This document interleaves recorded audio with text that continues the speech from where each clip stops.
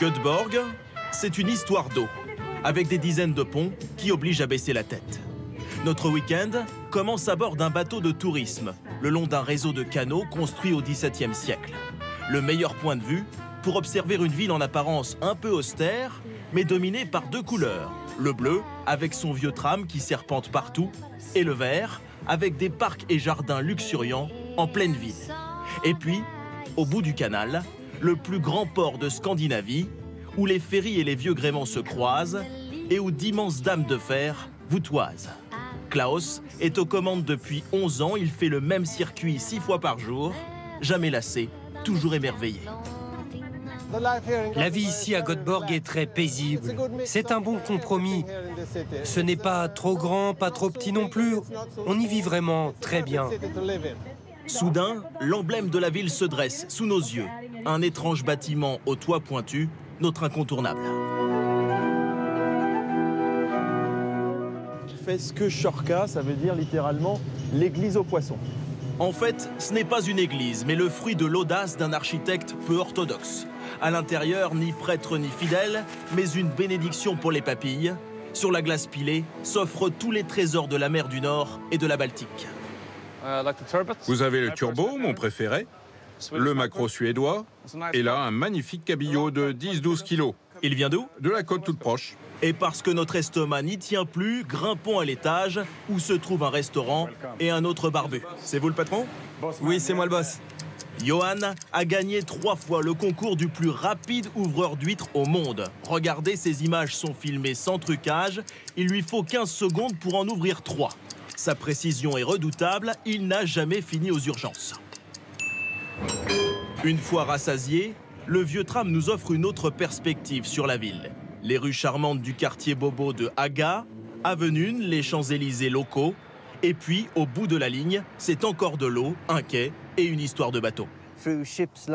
Ici, vous avez le bateau phare Flordan, le sous-marin Nordkaparen et notre énorme destroyer, Småland. Voilà donc un étrange musée flottant. 19 bateaux, tous différents, amarrés au même ponton. Avec un seul ticket d'entrée à 11 €, vous pourrez tous les visiter.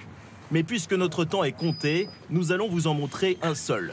Le Nordkaparen, vénérable sous-marin de l'armée suédoise.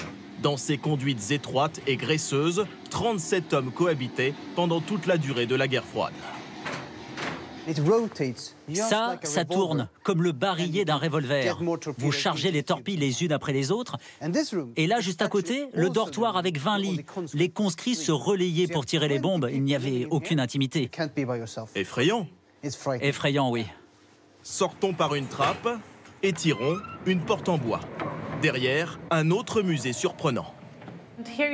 C'est une chaise signée Frédéric Paulson. Elle n'est pas pensée pour le confort. Des plus inutiles aux plus iconiques, le Ruska Museum rassemble 50 000 objets du quotidien.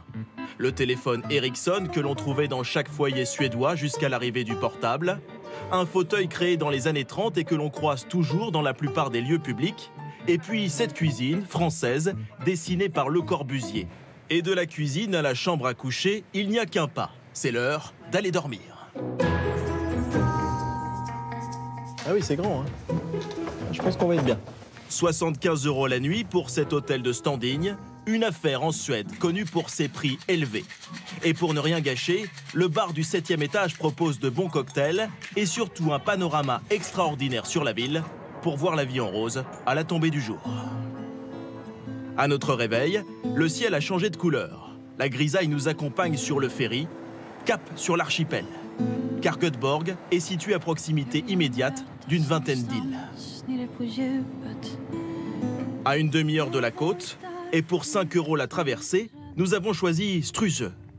Ce qui la caractérise, c'est son silence absolu, ou presque, mais surtout ses maisons extraordinaires qui vous donnent envie de tout plaquer et d'emménager ici pour de bon. C'est justement ce qu'a fait Elisabeth il y a 14 ans.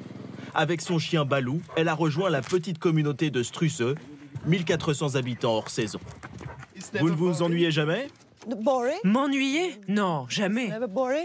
Et si ça m'arrive, je vais à Göteborg. On est tellement proches. Le bonheur, loin des voitures. Ici, elles ne sont pas autorisées. C'est donc un défilé de golfettes, de mobylettes et de pétrolettes en tout genre. Strusseux, sa quiétude et ses maisons rouges vont beaucoup nous manquer, mais sur le continent, notre insolite nous attend. En plein cœur de Göteborg, voici Liseberg, un parc d'attractions créé il y a près d'un siècle. Un parc public, propriété de la municipalité. Voilà pourquoi les tickets sont très bon marché. 11 € par adulte, gratuit pour les enfants de moins de 8 ans. Face à nous, l'attraction la plus connue. Nos montagnes russes en bois, les plus cool du monde. Plus d'1 kilomètre de ligne droite et de virage que nous allons dévaler à 90 km/h. Voilà, c'est fini. Fini? Pas du tout. La suite est encore pire. Voici le grand plongeon, 50 mètres à pic, la pente la plus raide d'Europe. Ceinture bouclée, trop tard. Ultime souvenir d'un week-end qui nous aura coûté 293 €, sensation comprise. Et si vous venez de prendre des vacances à Pâques, vous les avez sans doute passées en famille et en ce dernier week-end de congé, vous en rassemblez peut-être les souvenirs. C'est l'objet du film « On sourit sur la photo » qui sort en salle mercredi et qui montre en quoi les vacances en famille permettent de nouer des liens bien différents de ceux du quotidien. Sophie de Vessières, Mariam Tovmassian, Éric Béra. On part en vacances, on se refait Grèce 98, et si on veut pas... C'est hyper gentil papa, mais ça va être compliqué pour nous. Un père de famille nostalgique. 98. Allez, photo. Sympa les vacances en camion poubelle. Décidé à revivre les vacances d'autrefois. Mais il n'a pas changé, comme nous. Saute en bombe. Ces moments chéris où la famille unie partageait des joies intenses. C'est vraiment des coups. Voilà le type pour le moment. Les mêmes vacances, On sourit pour la photo est ce genre de film qui nous replonge dans nos souvenirs, nous rappelle ces moments privilégiés avec nos parents. En vacances, je découvrais un père qui perdait un peu de son autorité naturelle, qui était moins dirigiste, qui était plus drôle, qui était plus souple. Enfin, il y a des gens, ils sont très différents quand ils sont en vacances ou au boulot. C'est juste pas les mêmes personnes. Les familles changent-elles de comportement en vacances? Nous sommes allés leur demander. Voici Michael et Yasmine, 4 enfants. Le temps des vacances en tribu, c'est l'occasion de rompre avec les réflexes du quotidien.